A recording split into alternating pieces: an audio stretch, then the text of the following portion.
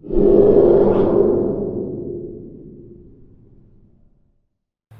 decided to buy this 6 by 4.5 centimeter film back for my Fuji GX680 Mark II camera.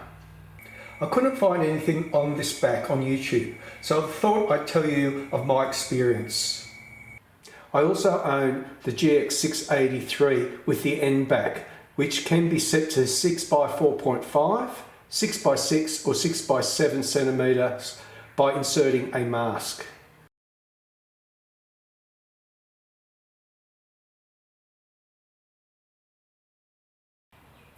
The camera will automatically adjust to the format of the mask.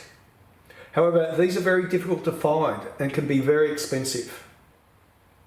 There are some for sale on eBay that have been 3D printed, but I'm unsure of their performance.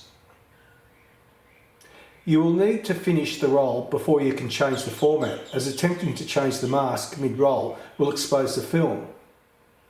Before the Mark III camera was made, the Mark I and II models had a dedicated format back. They are quite rare, and the 6 by 4.5 I purchased looks brand new.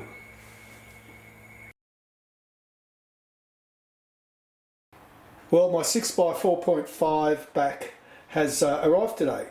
Let's open the box and check it out.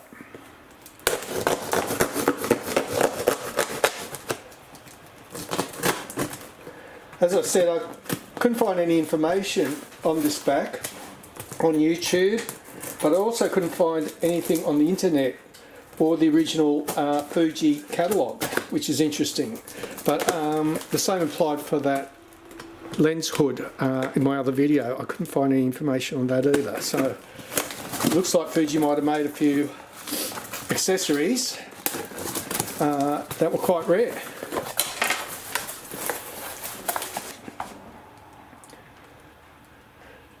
And there it is, 6 by 4. Looks brand new in its box. Unlike the normal 6 by 8 backs, where you only get 9 shots per roll, with the 6 by 4.5 you get 16 shots per roll.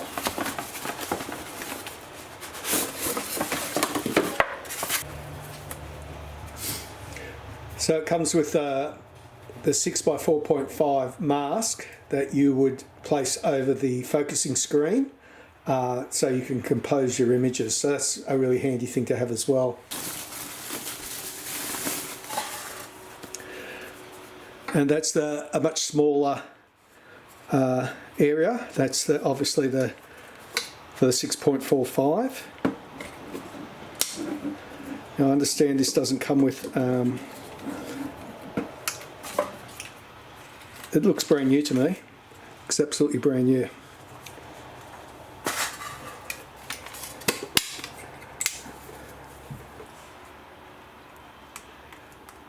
Yep, the battery's dead, which is no surprise. Before I can load any film in it, I need to now replace the battery. I do wonder, these are like a sticker stuck on there. These are actually a sticker, that probably says under there, if I could actually see it, it probably would say 6 by 8. I do wonder whether Fuji made, or there was, you know, like a special order. I'm just not sure. Yeah, these are definitely like a sticker that's stuck on there as well. But I don't doubt that it's certainly a genuine Fuji product. But as I said, I can't find any information anywhere. So if anybody out there knows anything more than me, knows anything about these backs, I know that there's currently one on eBay for sale. It's a 6 by 7 centimeter one, and it's basically looks the same as this, but you know, it's been with a different sticker on it as well. So if anyone knows anything, please let me know. So I've now put a battery in here, so you can now see that it's going to be independent of the camera. One of the other things I did want to mention was here I'm just going to compare. That's the on the left is the 6 by 4.5 back, and on the right is the 6 by 8 back. You can see that the problem is that the one on the left, the 6x4.5, is horizontal, is portrait, sorry. And how it should be is the one on the right, the 6x8, that should be landscape. So when it's on the back of the camera, it's facing like that, which is landscape, and then of course you can rotate it, and that would be portrait. In this case, this is the back is portrait, and then to get landscape I would have to rotate it. That's why I've actually put a note here, so portrait's that way, landscape's that way, so that I don't get confused when I'm actually using it. So now I've got to just load it with film, and I'm going to use this 1978. It was actually, I think, processed before 1978, so it's probably about 50 years old, this Kodak Ektachrome film.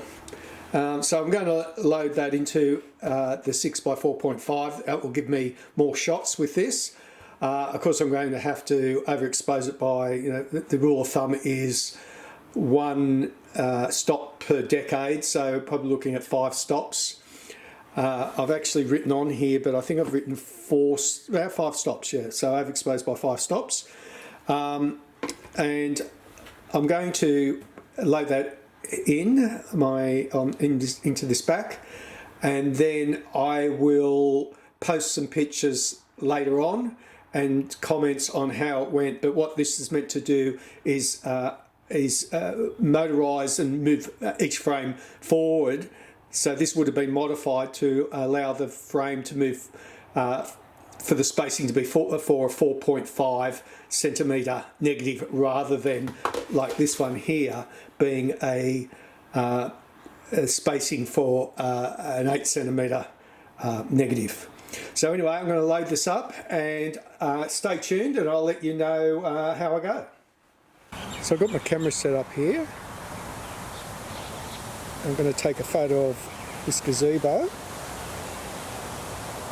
and I want to see how the motor sounds when it winds on the film, given that it's a 6x4.5 rather than a 6x8, so it's almost half the size, so it should only turn half as much. Also going to put the mask in and just take a couple of shots with this 50-year-old film. So I'm going to take a landscape photo of this. So I'm just going to put the mask in and get this out. So I'm going to just put the mask landscape wise there. Let's put that back on. We'll have a look at it now. Oh. Get that back in there, and we'll have a look at it now through the viewfinder. So hopefully you can see that okay. That's now with the mask in there, and you can see that I need to frame it a little bit better, so I'm just going to do that right now.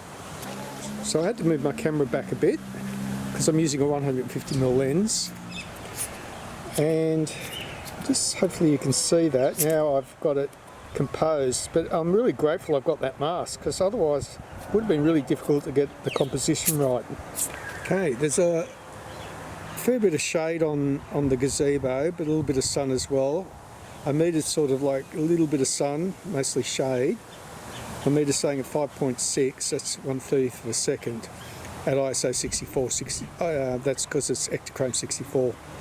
So if I then have to add, or I do have to add 5 stops, I've got to overexpose 5 stops, 1 stop for every decade, given that's 50-year-old film. Okay, so I've just set my camera to 1 second, set it at 5.6, and one of the things I can't forget is at the moment I'm shooting, well, I want to shoot in landscape, but the way this back is, normally that would be landscape, but I've got to remember I've got to rotate the back because so that I can actually shoot in landscape, because currently it's actually in portrait mode. So I'll just rotate that.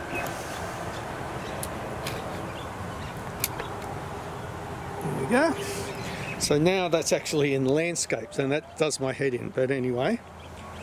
So we'll just put that there. And we're going to take a couple of test shots here. I'm going to try one at 1 second. It's telling me, I've got to make sure my slide's out. Can't forget that, it's flashing. Okay, so I'm going to take that at 1 second. I'm sure that's turning quicker. It's not turning for as long, and it shouldn't, because it's only turning really almost half the negatives. So instead of turning for an 8cm negative, it's turning for a 4.5 centimetre negative. So to me that sounds quicker than if it was a 6x8 film in there. I'm just going to try, and if we can listen, I know there's a bit of background noise, hopefully you can hear this. I'm going to try it. That's half a second. Okay, likes that. And now I'm going to just go to 2 seconds. I'm just going to do one either side. Okay. All right. So I'm going to keep taking some photos, but it may take me a while. I will post them, the photos that I've taken from here. It'll be interesting to see the colour shift because it is a 50-year-old film. But it might take me a couple of weeks or a month to get them up, but for those that are interested, I will put them up as soon as I finish this roll of film. I want to thank you for watching this video, and I hope you found it of interest in terms of what a 6x4.5 film back for the Fuji GX680 looks like and performs like.